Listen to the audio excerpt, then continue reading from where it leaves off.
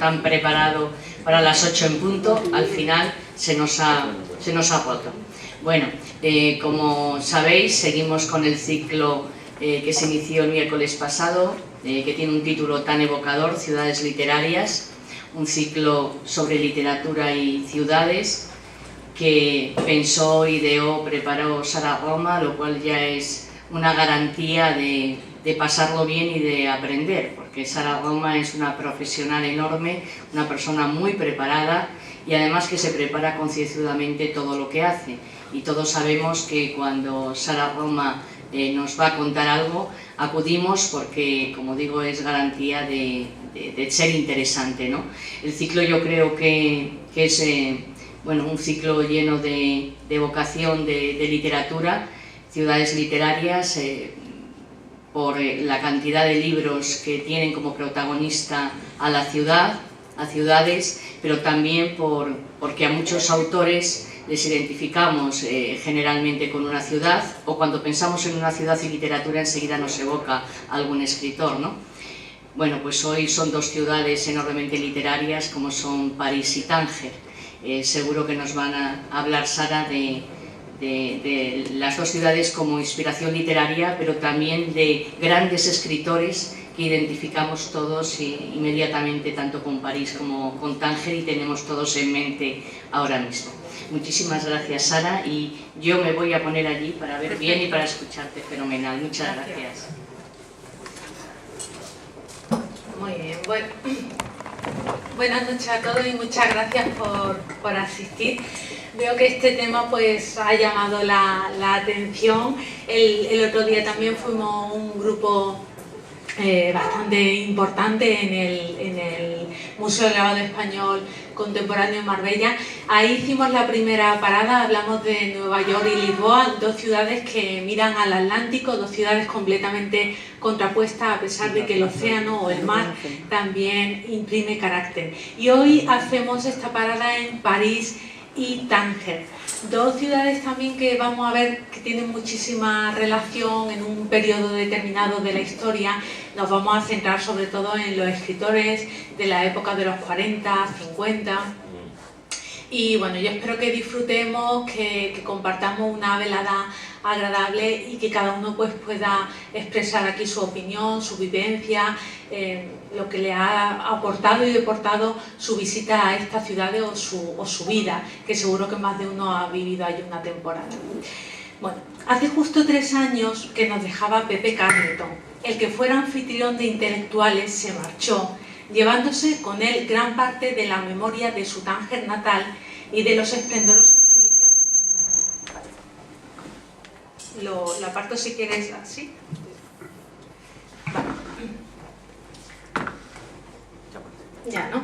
El que fuera anfitrión de intelectuales se marchó, llevándose con él gran parte de la memoria de su Tánger natal y de los esplendorosos inicios de la Marbella del turismo glamuroso. Conoció personalmente a la espía Rosalinda Fox, que inspiraría a María Dueñas para su novela El tiempo entre costuras. En Tánger disfrutó de tertulias y fiestas junto a Jean Cocteau, el matrimonio formado por Jane y Paul Bowles y por Truman Capote.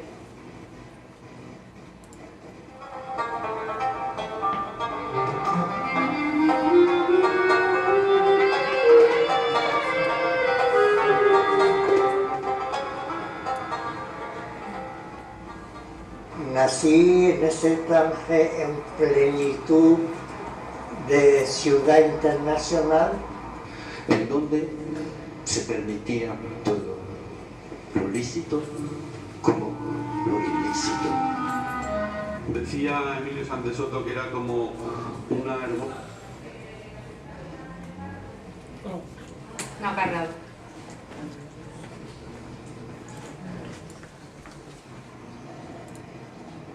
Todo, lo lícito como lo ilícito.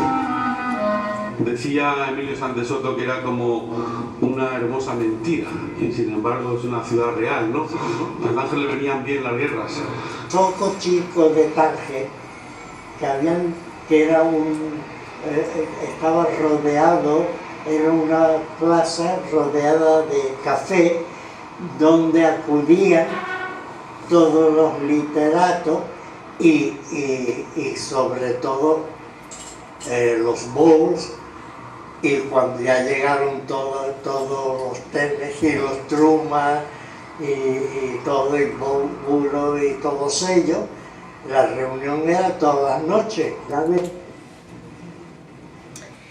En efecto, Emilio Sanz de Soto aseguraba que Tánger fue una deliciosa mentira.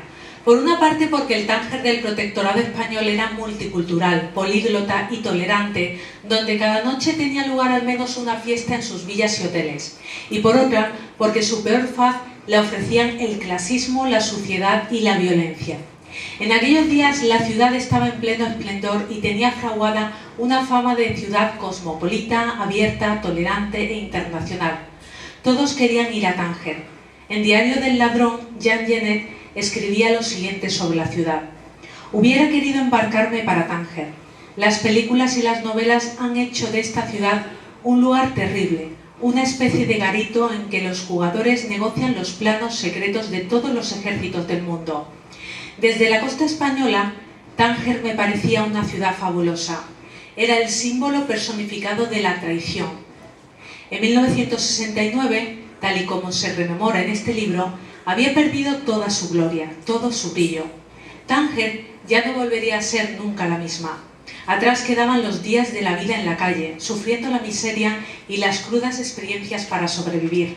Su miseria, como haría después Mohamed Chukri en su trilogía, la narró Jean Genet con un lirismo sórdido en Diario de un ladrón, en donde, como Chukri, confesaba que había llegado a prostituirse con hombres para poder sobrevivir. También ambos sufrirían la censura e incluso la prohibición de sus obras en Marruecos. La condición de malditos de Genet y Chukri es compartida, asimismo con Ángel Vázquez, el autor de La vida perra de Juanita Narboni, relato en primera persona de la decadencia de aquel Tánger, reflejado a través de un personaje que recuerda a la madre del autor, que le dio a luz en Tánger una noche de junio de 1929, un mes y medio antes de lo previsto y en mitad de una fiesta a la que asistía. Para anestesiar a la parturienta, la anfitriona, Madame Brusson, la emborrachó con champán. Esa sería una de sus primeras borracheras. Publicada en 1976, cuando su autor ya vivía en Madrid, La vida perra de Juanita Narboni es tan tangerina como el zoco chico. Su protagonista, una española solterona, amargada y empobrecida de Tánger, que repasa casi medio siglo de vida de una ciudad a la que dice que es como una caracola que va recogiendo los peores ruidos del mundo. La librería de Escolón, en el Boulevard Pasteur de Tánger, acogió como dependiente a Vázquez durante sus mejores años en la ciudad, antes de cumplir los 30, cuando cenaba a menudo con Paul Bowles y su esposa y era el amigo y protegido de Sanz de Soto. Hoy en día, la mítica librería resiste, pero tras un reciente cambio de dueños, ya en el siglo XXI, el visitante se siente decepcionado cuando pregunta por él a los dependientes. Solo sonríen con un reconocimiento cuando se menciona a Juanita Narboni. Bowles y Goytisolo de nuevo acaparan estantes. Vázquez, amigo y maestro reconocido, desaparece. Para Farida Belyazid, directora de cine tangerina, que la adaptó en el año 2005, Juanita Narboni es la mejor novela que se ha escrito de Tánger desde dentro. De aquella ciudad ya queda poco o nada. Y con ella parece que se marchó también el reconocimiento del autor, que tras la independencia marroquí decidió instalarse en Madrid, ciudad en la que fallecía en 1980. Tenía 51 años y vivía en una pensión de la calle Atocha. Horas antes había quemado 2 novelas inacabadas. Se dice que el editor Lara pagó su entierro. Para el europeo, Marruecos, especialmente el Marruecos meridional, es un lugar vasto e inhóspito, mientras que para el norteamericano medio es una especie de Utah exótico cuyo valor turístico aumenta en gran medida por el hecho de que no tiene fronteras hacia el sur y porque hay regiones enteras que todavía no han sido visitadas por turistas de ninguna nacionalidad. El periodista y novelista norteamericano Truman Capote la visitó en los años 50 y escribió un artículo para la revista Vogue, donde advertía al viajero que antes de visitarla debía hacer 3 cosas: vacunarse contra la fiebre tifoidea, retirar sus ahorros del banco y decir adiós a sus amigos. Solo el cielo sabe si algún día los volverás a ver. Este era un aviso bastante serio, pues como pudo constatar durante su estancia, es alarmante el número de viajeros que han aterrizado aquí por unas cortas vacaciones y después se han establecido dejando que los años pasaran. Eso fue justo lo que le ocurrió al escritor Paul Bowles.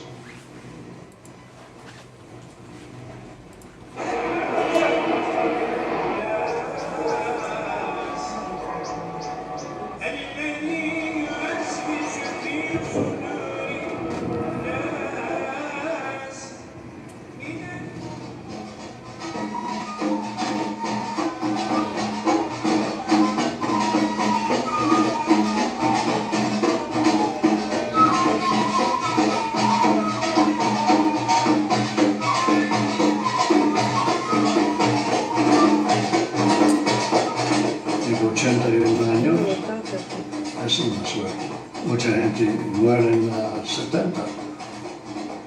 Tal vez si voy a morir este año, quién sabe. No me importa. Si me muero, me muero. No hay nada que hacer.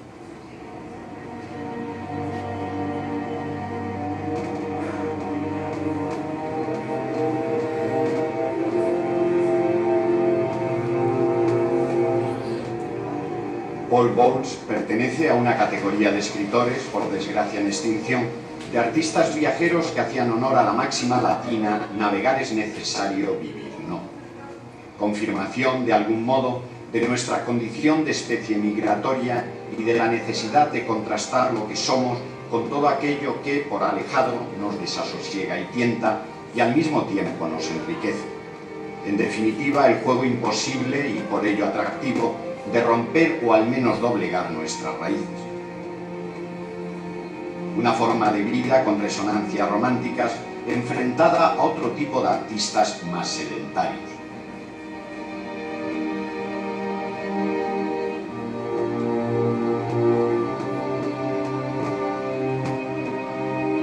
Some people like to travel, some people don't. A algunas personas les gusta viajar, a otras no. A mí no siempre me ha gustado y no creo que haya cambiado mi actitud respecto a escribir. Y ciertamente no en oposición a las personas a las que les gusta quedarse en un solo lugar. Quizá tenga algo que ver con la personalidad de cada uno, pero no creo que tenga nada que ver con escribir. As regards writing, no.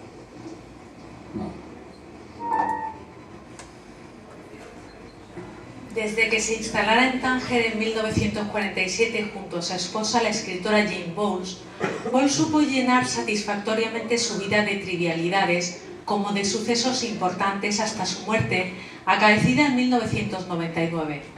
Tánger en los años 40 se prometía como el Dorado, al que una llegaba se las arreglaba para ganar mucho dinero y se largaba lo más pronto posible.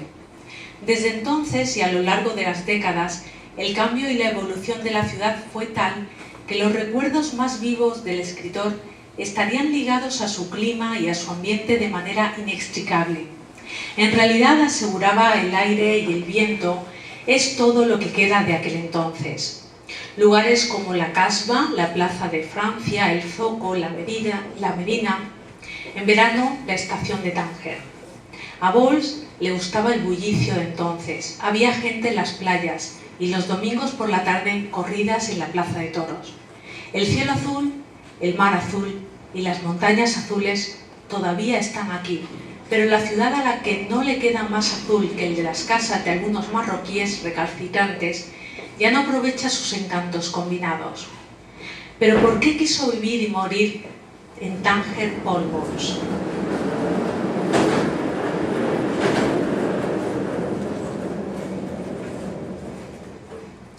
Si vives aquí, seguramente tus sentimientos hacia el lugar serán ambivalentes. Estarás convencido de que es bueno vivir en un no país, sentir en este mundo de gobiernos hipertróficos cuya organización social aumenta velozmente que la anarquía sigue siendo una opción. La ausencia de emociones patrióticas, la indiferencia a las lealtades tribales y aún el oportunismo inmoderado crean un clima de salubridad espiritual. Causa placer estar en un sitio donde al menos puede tenerse la ilusión de que el individuo importa.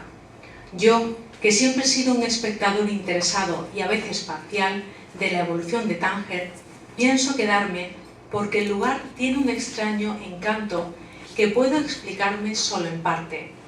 Creo que gusta particularmente a quienes conservan un sólido residuo de infantilismo en su carácter. Hay un elemento de ficción en la vida indígena vista desde fuera.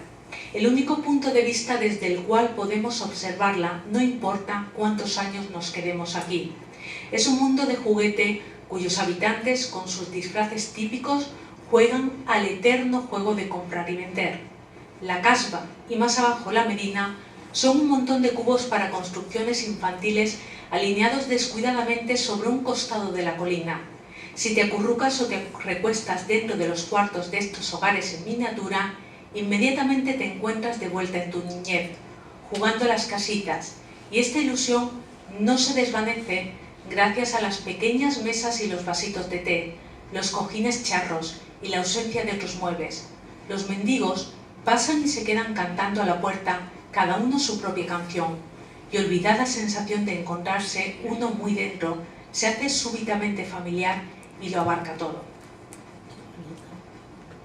La historia de aquellos años la narró en parte en su libro titulado Días, a modo de diario.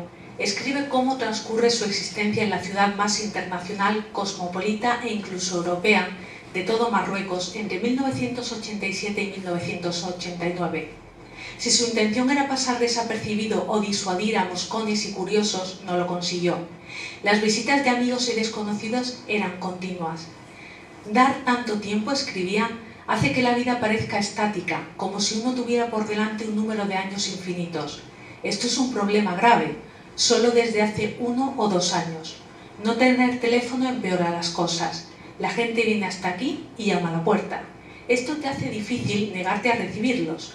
Hay una persona que esta semana ha venido todas las tardes. Por su casa y los lugares que frecuentaba, desfiló una galería de personajes tan diversos como Bernardo Bertolucci, los Rolling Stones, Elizabeth Taylor o Patricia Highsmith, huéspedes fugaces de aquel Tánger.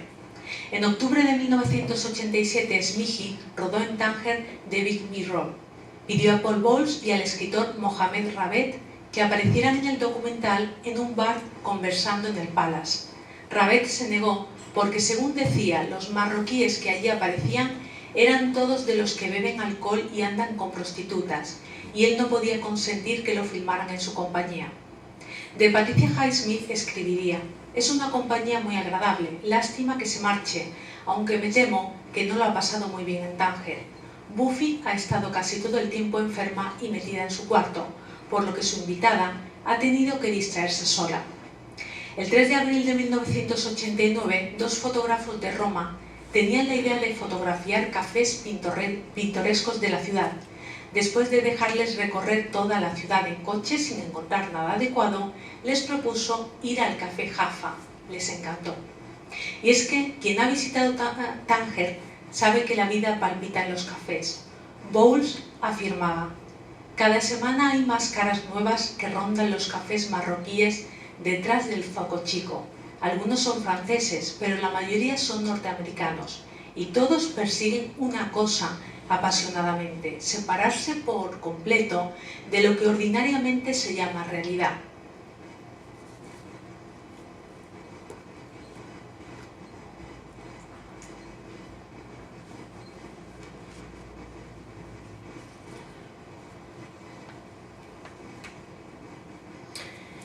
El café tradicional en esta parte del mundo es un sitio donde un hombre, además de disfrutar de las comodidades usuales en cualquier café, puede, si lo desea, comer, dormir, bañarse y guardar sus efectos personales. El hecho de que el café más cercano esté a 5 o 10 minutos de su casa no impide que lo considere una aplicación de su hogar. Cada café tiene su propia clientela. Todos los concurrentes se conocen y forman una comunidad pequeña y cerrada que resiente como una intrusión tanto la presencia de los rostros poco familiares de sus conciudadanos como la de un extranjero. Es difícil persuadir a un musulmán a entrar en un café donde no lo conoce, no le gusta ser observado. Los marroquíes de la clase alta suelen negarse a entrar en ningún café y alegan que uno se sienta a beber el té en un lugar lleno de gente solo si no puede hacerlo en casa. Pero para estos buenos burgueses, lo mismo que para nosotros los europeos, tomar el té es una pausa para distraerse, un descanso de los negocios del día.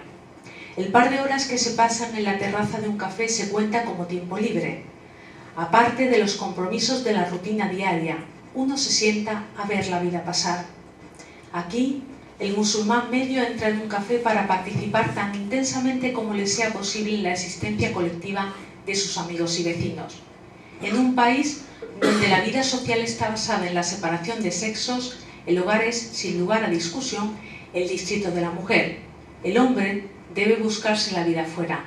Y la bulla que suele reinar incluso en las casas de familias musulmanas de clase media hace de los cafés, a donde solo pueden ir los hombres, una necesidad. Desafortunadamente en aquel Marruecos y por extensión en Tánger existía una creciente tendencia promovida por los nacionalistas a suprimir mediante las leyes y la propaganda todos los aspectos de la vida indígena que hacen pintoresco el país para los visitantes, porque están firmemente convencidos de que los occidentales visitan Marruecos solo para mofarse de las costumbres y el comportamiento de un pueblo atrasado. El caso es que el aspecto más interesante de Marruecos es el indígena, es decir, lo bereber. Incluso la magia, los sortilegios, los hechizos, los filtros amorosos y aun los venenos mortales son todavía una parte muy importante de la trama de la vida de Tánger, y no es sorprendente que los artistas marroquíes recurran a esta faceta de la cultura indígena para tomar inspiración. Pero el Tánger de la década de los 30, 40 y 50 no fue un sarao permanente de millonarios, escritores y artistas occidentales, sino que tuvo su reverso en la marginación de los llamados indígenas, sobre todo tras la independencia de Marruecos, que también expresaría Mohamed Choukri.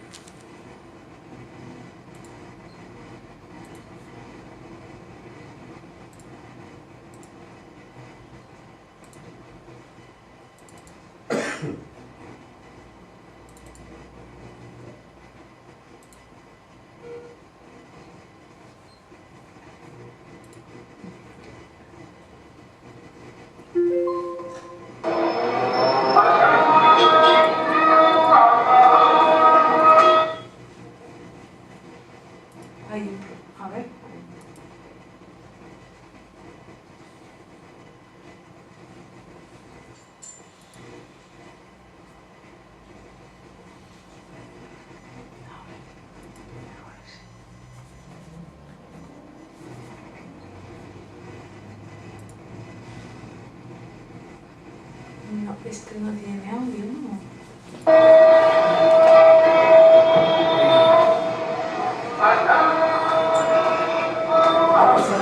Bueno, todo pasó en esta gran plaza del Gran Zoco. Yo estaba sentado enfrente en un café popular, un café moruno.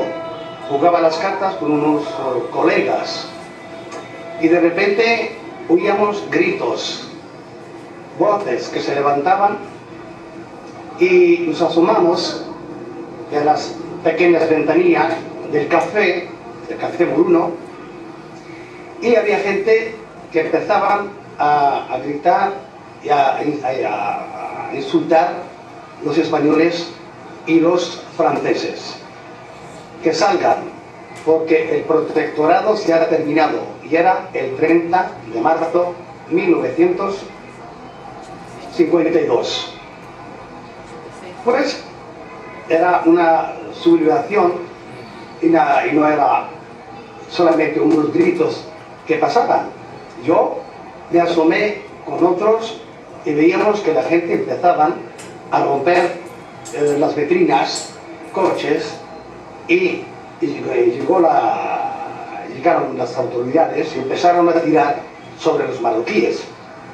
Pero un poco más tarde habían instalado aquí mismo, al borde de esta terraza, una ametralladora y empezaron a tirar sobre los marroquíes.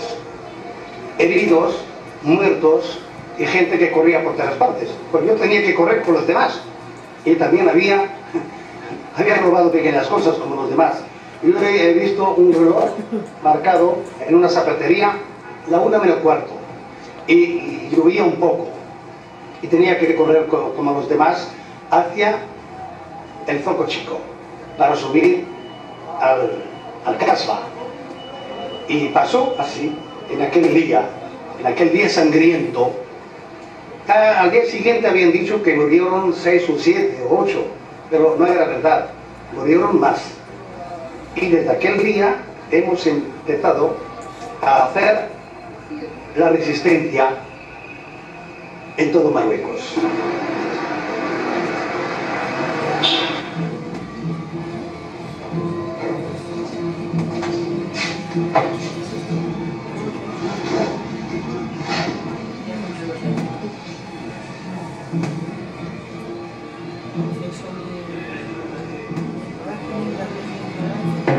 Maradona!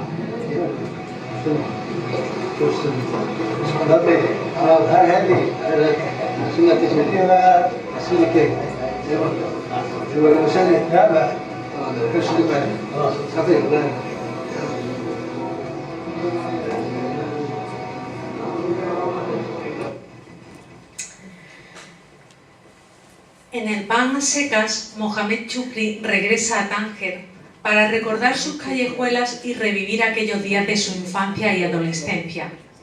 La nostalgia de las veladas y las noches llenas de aprensión y aventuras se deslizan en mi interior para convertir las cenizas de las ascuas en una túnica transparente y cautivadora. Era época de hambre en el Rif, de sequía y de guerra.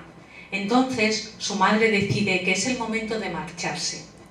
Allí, en Tánger, hay montañas de pan, le promete. Ya verás cómo no llorarás más por el pan cuando lleguemos. Marcharon a pie rumbo al exilio y resultó que allí no encontró las montañas de pan que le prometió su madre. También había llegado el hambre al paraíso, pero al menos no era tan mortífera como en el Rif. Se veía obligado a salir a las calles de su barrio, Ain Tibet, a buscar restos de comida entre las basuras. La vida en Tánger era dura. Su padre solía comprar un saco de pan blanco y tabaco barato y se iba a las afueras para trapichear en los cuarteles con los soldados españoles. Por la tarde, cuando regresaba, traía uniformes militares usados que revendía en el zoco grande a los obreros marroquíes. Pronto, el joven Mohamed aprendió que en el cementerio también existían diferencias entre ricos y pobres, como el de Guarraquía. Las callejuelas se llenan de borrachos, putas y maricas, y Chukri sobrevive prostituyéndose y cuando puede, acude a los cafés y restaurantes de donde le llegan el eco de canciones egipcias y marroquíes. En el café del Chato juega a las cartas, otras se va al café de Simón, cuyos clientes asiduos no sabían ni leer ni escribir. Pero en Rostros, Amores y Maldiciones, el libro que cierra su trilogía autobiográfica, la propia noche de Tánger, que hasta hace poco conservaba algo de su juventud y de su belleza, ya se ha convertido en una vieja decrépita, obesa, repugnante y cubierta de mierda. De esta aventura tangerina, cuyas noches superan a sus días, aprenderá que la porquería humana no es exclusiva del retrete, que la noche no siempre es sagrada, o que el zoco chico que amaron muchos malditos como él ya no significa más que hastío y miseria.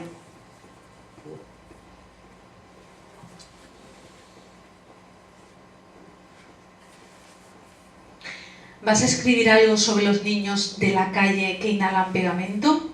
Últimamente invaden de noche la ciudad como las langostas. Es posible, pero voy a escribir también por amor a las palabras, al viaje perverso de las palabras y el cuerpo. El cuerpo es el banquete que celebra Tánger, la grande. Homenajearlo es el principio y el fin. Nos llega servido en una fuente con el sol o la luna, como queramos. El Tánger de estos años añora al cosmopolita internacional de los 40 y 50. Chukri recuerda que en el Dins Bar hay un retrato de Hemingway. El americano era amigo del dueño del bar.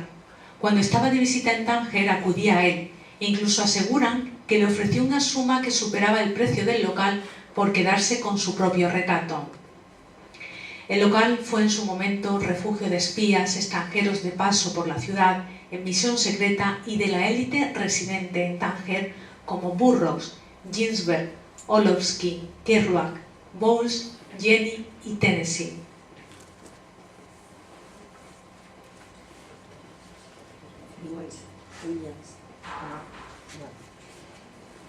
Voy a leer un poema de Mohamed Choupi que aparece aquí en Rostros, Amores y Maldiciones. Se llama La pasarela. Exilio. Llevo en mí dos exilios, uno aquí y otro allá. ¿En cuál estoy más desterrado?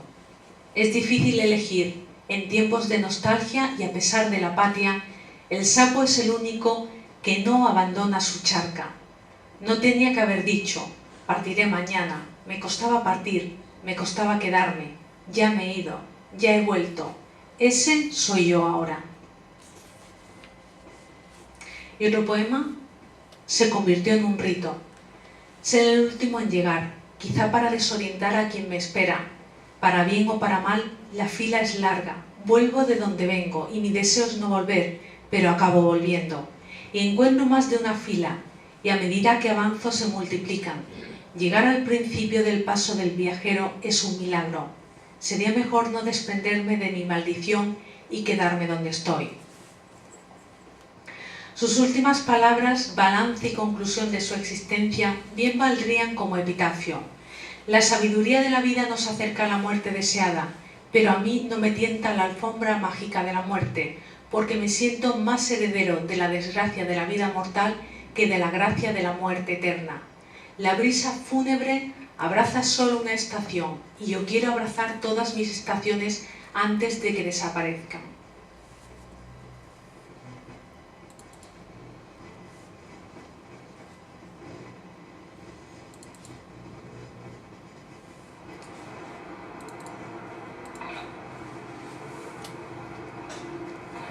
Es una leyenda de la familia Llosa que este tío en Arequipa un día había salido a la hora del almuerzo y dicho a su familia que iba a comprar el periódico La Plaza de Armas y nunca más volvió, y solo se supo de él muchos años después que había muerto en París, y era una historia que me divertía mucho escucharla cuando era chico. Y yo pregunté y preguntaba yo siempre a mi abuelita Carmen, ¿y por qué se fue a París ese señor? Y ella decía, a corromperse. ¿Qué se va a París a corromperse?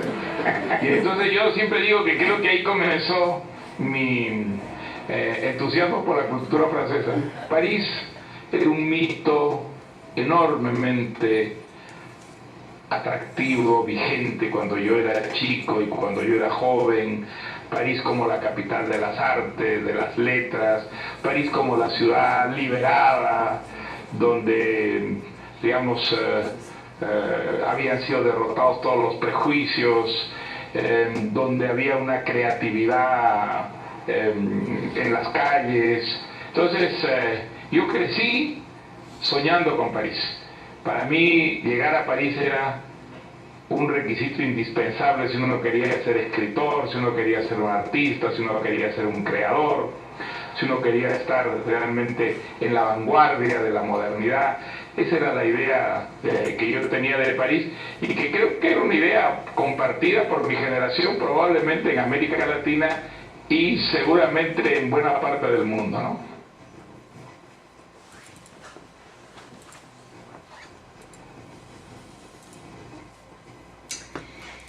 París probablemente sea la ciudad más literaturizada del mundo. Mónica Quijano, especialista en teoría literaria, sostiene que Vargas Llosa no eligió París como escenario de sus novelas. Sin embargo, esta ciudad tiene gran importancia para la edificación de su mito personal. París es para Vargas Llosa el lugar donde se gestó su novela más íntima, la novela de su propia vida, aquella en la que el autor es el personaje principal. París es entonces lo otro, lo anti-Lima, el polo opuesto a la realidad peruana de los años 50, donde escribir significaba poco menos que la muerte civil, poco más que llevar la deprimente vida de paria. Para Octavio Paz, llegar a París en los años 40 significó encontrarse con la materialización de su formación literaria. Allí podía releer no solo las obras francesas, sino de autores de nacionalidades distintas que se habían detenido en la ciudad del Sena y la habían convertido en parada y fonda obligatoria de cualquier joven escritor. La literatura pasaba por allí. El viaje de formación a Italia había sido sustituido por el viaje a la capital parisina. Como recuerda Gertrude Stein en sus memorias, París era el lugar donde había que estar. Y ahí es donde se trasladó un joven Ernest Hemingway a principios de los años 20, porque quería convertirse en escritor. Sobrevive escribiendo crónicas que envía al Toronto Star, en las que descubre una ciudad escondida tras las imposturas de un imaginario literario y cultural. La imagen mítica la rememorará en su París era una fiesta, la ciudad donde formar parte del círculo intelectual de Gertrude Stein significaba el encumbramiento definitivo dentro del panorama literario. En 1955, García Márquez llega a París procedente de Colombia. Su estancia en la ciudad no duró más de 2 años, pero fue totalmente enriquecedora.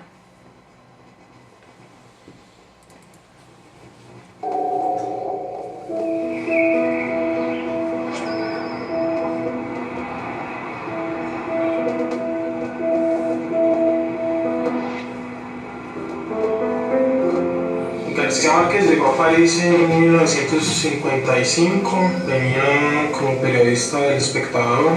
Yo conocí a Gabriel un día que hacía un recital de poesía y nos esperó en el Café Mavillón, ahí en Saint-Germain-des-Prés. Y a partir de ahí, bueno, empezamos a salir, empezamos a tontear. El hotel era un hotel de mala muerte, era muy simpático porque enfrente está el Hotel San Michel, donde sí que venía de tradición todos los latinos, en el que vivía Nicolás Guillén, que se asomaban por la ventana y se daban noticias. Estaba alguna vez en un café cercano al hotel donde vivía, un periódico francés, creo que Le Monde, traía una nota muy pequeña sobre Colombia en la cual se anunciaba el cierre del Espectador. La vida de entonces era muy precaria, no teníamos casi para comer, porque la única que ganaba era yo, pero muy poco. Pero fue también un periodo bastante fértil del que surgió el coronel No tiene quien le escriba. Está en un momento en el que se encuentra sin trabajo, que se encuentra sin recursos económicos, y el paralelo con la situación que está viviendo el coronel en espera de su pensión es evidente. Todos los días iba al correo a ver si había un cheque para él del Espectador que habían cerrado y que no le mandaban cheques. Yo, personalmente, creo que lo más bello que él escribió jamás es El coronel no tiene quien le escriba.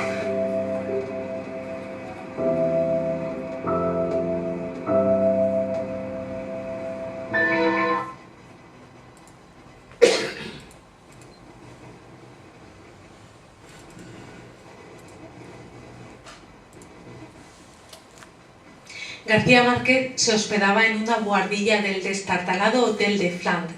Comía en los restaurantes Acropole o Capulat, atestados de estudiantes pobres.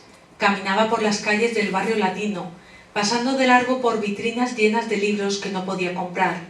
Recalaba en el bar L'Escale, a cuyo escenario subía a cantar boleros, vallenatos y rancheras. Las penurias no apaciguaron la intensidad con la cual García Márquez vivió en París en la segunda mitad de los 50 y aún se palpan sus huellas en la ciudad. Hoy el Hotel de Flandre se llama The Trois College. Cambió de nombre y de categoría, ahora es de 4 estrellas y los precios de sus habitaciones van de 100 a 200 euros la noche. Las más caras son ahora las buhardillas, convertidas en cuartos románticos y ultramodernos. Techos adornados con vigas de madera oscura, amplia cama, internet, pantalla de plasma y una vista inmejorable sobre los hermosos techos y la cúpula de la Sorbona. Esa vista era el único lujo que disfrutaba García Márquez mientras redactaba El coronel no tiene quien le escriba, a finales de 1956. El cuarto que ocupaba entonces lleva hoy el número 63. En el siglo XIX, el Hotel de Flandre, que había sido el colegio de Cluny antes de la Revolución y donde el poeta Arthur Rimbaud se hospedó en 1872, tenía un patio al aire libre en medio del cual había un pozo. Hoy el patio está cubierto por un techo de vidrio y es una sala de lectura. Los huéspedes tienen a su disposición una pequeña biblioteca en la que encuentran El coronel no tiene quien le escriba, El general en su laberinto y El otoño del patriarca, en su versión original en español, y la versión en polaco de Vivir para contarla. Sin embargo, no hay libros de Mario Vargas Llosa, quien vivió en una de las buhardillas del hotel, pocos meses después de que García Márquez dejara París. Tampoco novelas del nigeriano Wole Soyinka, primer escritor africano galardonado con el Nobel en 1986, quien se hospedó varias veces allí. ¿Se da cuenta? Acogimos a 3 premios Nobel, advierte con orgullo la recepcionista antes de confiar a la reportera que el establecimiento sigue en manos de los descendientes de la generosa Madame Lacroix, quien fió el alquiler a García Márquez durante meses. ¿Se sentó algún día Gabo, periodista desempleado y aspirante a escritor, en Le Dos Magots, donde solían juntarse los surrealistas en los 30 y que en 1956 llevaba más de 10 años como feudo de los existencialistas? ¿Vio en uno de estos cafés a Albert Camus, tan apasionado como él por el periodismo, que acababa de publicar La caída y no sospechaba que un año después, en el 57, recibiría el Nobel? En el mismo Boulevard Saint-Germain hay otros 2 cafés, Le Mabillon y l'Old Navy. Este último, pequeño y aún con la misma decoración sencilla de finales de los 50, era el favorito de Cortázar, quien durante temporadas solía sentarse hacia el fondo y escribía sin preocuparse de los demás clientes. Cortázar vivía exiliado en Francia desde 1951. Había publicado Los Reyes en 1949 y Bestiario en ese mismo año. Durante estos años de vida parisina, Vargas Llosa comparte con el argentino un amor y admiración por la ciudad. Aunque el premio Nobel se cansaría de ella al paso de los años, mientras que Cortázar, parisino de corazón, le fue fiel hasta la muerte. Vargas Llosa recuerda en sus memorias que Cortázar decía haber elegido París porque no ser nadie en una ciudad que lo era todo era 1000 veces preferible a lo contrario. París era entonces un lugar mágico en el cual la historia, la invención literaria, la destreza, el conocimiento científico, la sabiduría arquitectónica y plástica y también en muchas dosis el azar habían creado esa ciudad donde salir a caminar por los puentes y muelles del Sena o observar a ciertas horas las volutas de las gárgolas de Notre Dame o aventurarse en ciertas placitas o el dédalo de callejuelas lóbregas del Marais era una emocionante aventura espiritual y estética como sepultarse en un gran libro. Y es que desde muy joven algo le decía a Julio Cortázar que la literatura no estaba únicamente en las lecturas, en las bibliotecas y en las charlas de café. Cuando aún vivía en Buenos Aires ya sentía el contacto con las cosas, con las calles, con todo lo que hace de una ciudad una especie de escenario continuo, variante y maravilloso para un escritor. A los 20 andaba envuelto en las telarañas del didactismo, mezclando la peor literatura con la más sublime, la de sus compatriotas Roberto Alt, Borges, Dostoyevsky, Thomas Mann, Rilke. Al mismo tiempo abría los ojos al lenguaje popular, a la música, al tango, todo aquello que conformaría un mundo estético que eclosionaría en París. En la capital francesa se dio cuenta de que la literatura, el arte y la música estaban en la calle, pues se ofrecía en todas sus formas, dándole las imágenes de sus días y sus personajes. Hay una entrevista filmada en la que Cortázar, hablando en francés, se refiere a la experiencia de pasear por la ciudad y dice: cada vez que paseaba en ese tiempo, cuando podía pasear por Buenos Aires, y cada vez que paseo aquí por París, solo, sobre todo de noche, sé muy bien que no soy el mismo que durante el día lleva una vida común y corriente. No quiero hacer romanticismo barato, no quiero hablar de estados alterados, pero es evidente que el hecho de ponerse a caminar por una ciudad como París o Buenos Aires de noche, en ese estado ambulatorio en el que en un momento dado dejamos de pertenecer al mundo ordinario, me sitúa con respecto a la ciudad y sitúa a la ciudad con respecto a mí en una relación que a los surrealistas les gustaba llamar privilegiada. Es decir, que en ese preciso momento se producen el pasaje, el puente, las ósmosis, los signos, los descubrimientos. Y todo esto es lo que finalmente generó en gran parte de lo que yo he escrito forma de novelas o de relatos. Caminar por París, y por eso califico a París como ciudad mítica, significa avanzar hacia mí. Pero es imposible decirlo con palabras. Es en ese estado en que avanzo como un poco perdido, como una distracción que me hace observar los afiches, los carteles de los bares, la gente que pasa, y establecer todo el tiempo relaciones que componen frases, fragmentos de pensamiento, de sentimientos. Todo eso crea un sistema de constelaciones mentales y, sobre todo, constelaciones sentimentales que determinan un lenguaje que no puedo explicar con palabras.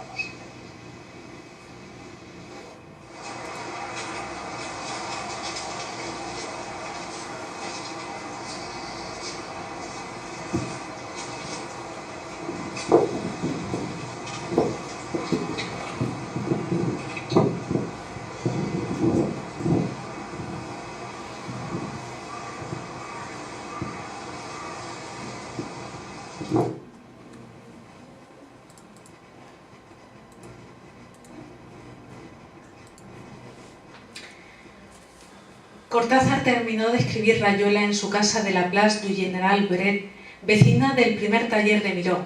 París es el laberinto hecho a medida para colocar a Horacio Oliveira y la maga en su búsqueda física y personal. Desde la primera página, la maga y Oliveira deambulan por la Rue de Sienne, por el Quai de Conti, por el Pont des Arts.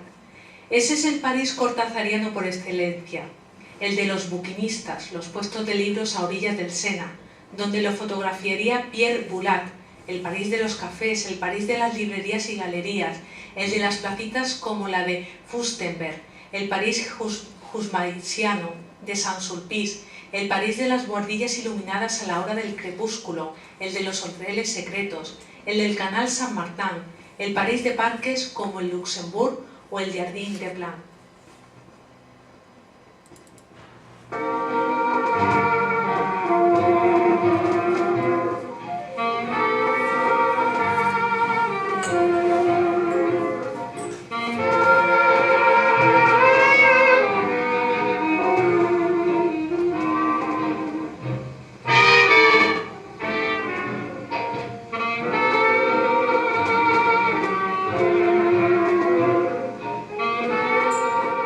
Aquí había sido primero como una sangría, un vapuleo de uso interno, una necesidad de sentir el estúpido pasaporte de tapas azules en el bolsillo del saco, la llave del hotel bien segura en el clavo del tablero, el miedo, la ignorancia, el deslumbramiento. Esto se llama así, eso se pide así. Ahora esa mujer va a sonreír. Más allá de esa calle empieza el Jardin des Plantes, París. Una tarjeta postal con un dibujo de Klee al lado de un espejo sucio. La maga había aparecido una tarde en la Rue du Cherche-Midi. Cuando subía a mi pieza de la Rue de la Tombe Soir, traía siempre una flor, una tarjeta Klee o Miró. Y si no tenía dinero, elegía una hoja de plátano en el parque.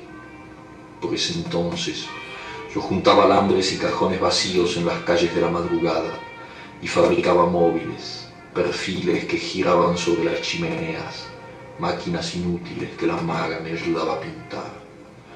No estábamos enamorados, hacíamos el amor con un virtuosismo desapegado y crítico, pero después caíamos en silencios terribles y la espuma de los vasos de cerveza se iba poniendo como estopa, se entibiaba y contraía mientras nos mirábamos y sentíamos que eso era el clima.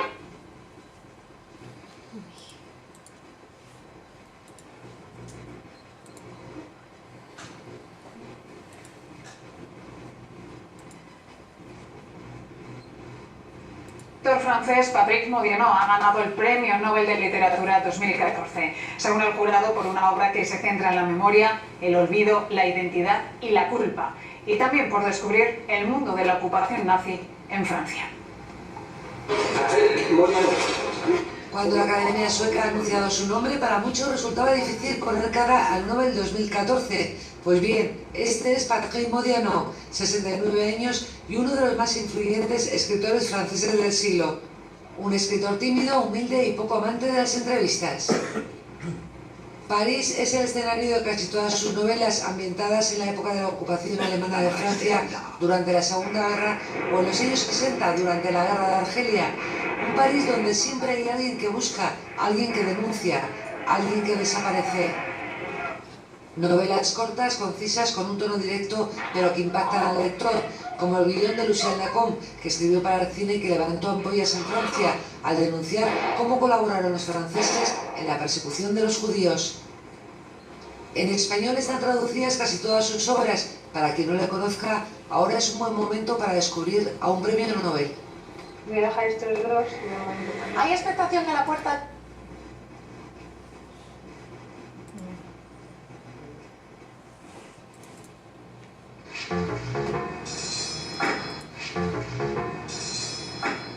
Viertel, die stark von der Pariser Geschichte durchdrungen.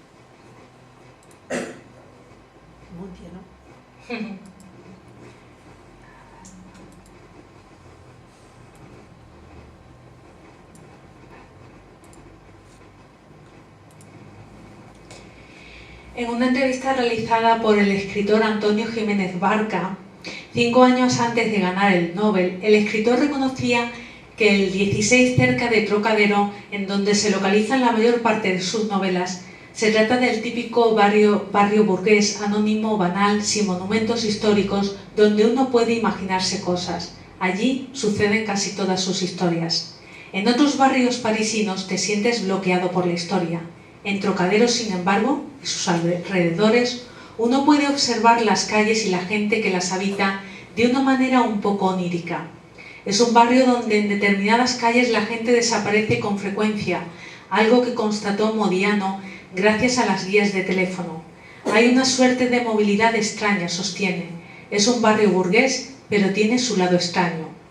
Sus novelas breves y exactas transcurren entre los años 40 y 60 en un París particular y vagamente irreal, dilatado, enorme, donde siempre hay garajes, adolescentes abandonados a su suerte que se agotan en brutales caminatas errabundas y adultos que se buscan unos a otros como dentro de un laberinto, un verdadero territorio mítico que comparte con el París real de los nombres de las calles y la ubicación precisa de los números. Modiano es un maniático de la topografía parisina al que si se le menciona una calle cualquiera no es raro que no solo la conozca, sino que la haya recorrido o la hayan recorrido sus personajes. A los 20 años escribió una topografía de las zonas que denomina neutras de París, por donde transitan sus personajes adolescentes. Son barrios frontera, situados a la mitad de algo, entre un área burguesa y otra popular, por ejemplo, zonas sin una identidad precisa, indeterminadas. El París de sus novelas, más que un París de hace décadas, es una ciudad interior, casi onírica, que nace de las cosas que le impresionaron en la adolescencia. Y para que ese lado onírico se desarrolle es preciso que las direcciones sean exactas. Es, asegura, como un cuadro de Magritte. Los objetos, aunque de carácter onírico, están dibujados de forma nítida.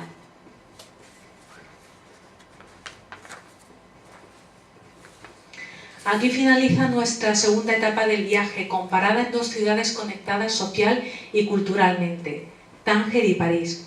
Con el recuerdo de nuestro querido Pepe Carleton hemos llegado al Tánger de los años 40 y 50, descrito por Jean de Soto como una deliciosa mentira. Un Tánger del que previno Truman Capote al viajero, a cuyos consejos afortunadamente hizo oídos sordos Paul Bowles, que quedó fascinado por aquellos asuntos de la vida indígena que hacían pintoresca la ciudad para los visitantes. Y gracias a Mohamed Chukri hemos conocido el Tánger más duro y desgarrado, en el que para sobrevivir entre tanta miseria solo se podía recurrir al pan y a la prostitución. En París hemos constatado que es el mejor escenario para cualquier novela e incluso es necesario para la edificación de un mito literario. ¿Qué hubiera sido del boom latinoamericano sin su paso por allí? En la capital del Sena germinaron sus más importantes obras. en hoteles de mala muerte, sin calefacción y sin siquiera dinero para comer, sembraron la simiente de títulos que lo catapultarían a la fama, y que a pesar de todas las penurias, París era una fiesta.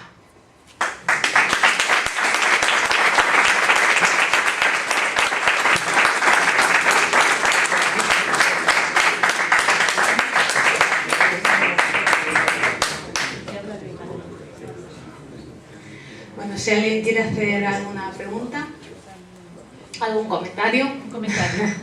Mohamed Shukri se ha confundido. Era un niño cuando la revolución del domingo 30 de marzo, no era en el 52, fue en el 56. Ya, eso me pareció a mí cuando vi el vídeo, digo, se ha confundido por unos cuantos años. Era domingo, lo recuerdo perfectamente. Sí, pero bueno, él tendría como 16 o 17 años, sí. Él era un adolescente, exacto. Una pregunta, Sara. Felicitaciones. Gracias. Me ha encantado. ¿El documental de Mohamed Shukri es alemán? ¿De dónde lo...? Sí, de internet. YouTube, ya te ponía a buscar y estaba, claro, en alemán, pero cogí esa parte en la que no tenía ninguna traducción, no había ninguna voz en off hablando y él hablaba español porque, claro, él dominaba los dos idiomas. Bueno, él de hecho hablaba creo que 4 idiomas, él era traductor. Tradujo muchas novelas, por ejemplo, de Paul Bowles al francés y al español. No pensaba que lo hablaba también. Sí, perfectamente, porque claro, en aquella época eran bilingües prácticamente. Más bien trilingües. Trilingües, sí. Dominaban el francés, el español y el árabe, sí. ¿Algún comentario? Por ejemplo, usted que ha vivido allí en Tánger, no sé si ha sido fiel a la... Coinciden con lo que yo he pensado, con lo que yo he vivido. Yo me vine en el 58, significa que cuando la parte esa terrible, esa parte de miseria fue posterior a la, sí, claro, después de a la absorción de Tánger por el gobierno marroquí. Y bueno, pero eso ha sido una realidad. También vivimos en un mundo también un poco, digamos, desconocido. Yo esa vida de miseria en los años 50 no la recuerdo, no era precisamente. He visto lo del... mis casas siguen estando allí, que construyó mi padre. Está muy vinculada en el sentido de que mi abuelo era el dueño del Hotel París, que estaba en Boulevard Pasteur, y he estado muy unida a todo eso. Y voy a ir en cuanto pueda, tengo ya pasaporte. Es una ciudad a la que hay que volver. Eso pasa siempre que Ángel tiene, que siempre queremos volver a sí, atrapa. Que siempre tiene algo por ver, ¿no? Claro. ¿Y usted conoció a Mohamed Shukri? No le conocí, no. No, porque estudiamos en colegios distintos. Ni a Paul Bowles. Bueno, me sonaría, claro. Shukri es que es de mi edad. Bueno, era de mi edad, más o menos, ¿no? Entonces, él se educó en un colegio y yo me eduqué en otro. Por eso no lo coincidimos. Bueno. ¿Algún comentario? Que París, que aparte de los escritores, ha tenido también más vida cultural de pintores, artistas, Juan Bosch solo. También. Es un escritor que une Tánger con París. Exacto, sí. Y bueno, decir que de que casi todo el que iba a París siempre se le recomendaba, como le pasó a Paul Bowles, por Gertrude Stein, que pasase por Tánger. Al final, pues Stein acertó. Hay mucha fantasía también. Le aconsejó que escribiera. Sí. Es muy bonito, unos recuerdos muy profundos, muy emotivos para mí. Sí, me alegro. Bueno, Sara, que nos has hecho vivir todo ese ambiente. Gracias. De Tánger y París. Bueno, pues yo me quedo satisfecha si habéis aprendido algo, si habéis podido compartir o revivir experiencias, en fin. No me gustaría dejar pasar la oportunidad y recomendaros a Mohamed Shukri, porque creo que es un escritor que es poco conocido. La editorial española Cabaret Voltaire lo ha rescatado. Esta es su trilogía y yo creo que merece la pena, la trilogía de su biografía, de su vida, pero merece la pena porque como obra literaria es realmente, tiene una magia. Ya he podido leer algunos poemas, escribe de una manera muy vibrante, muy emotiva, con mucho sentimiento y de una manera descarnada. Yo creo que merece la pena a veces para bajar los pies a la tierra cuando tenemos un poquito los humos encendidos, estamos en las nubes, leer a Mohamed Shukri para decir, vale, hay que poner los pies sobre la tierra. Bueno, pues muchísimas gracias. Gracias a ti.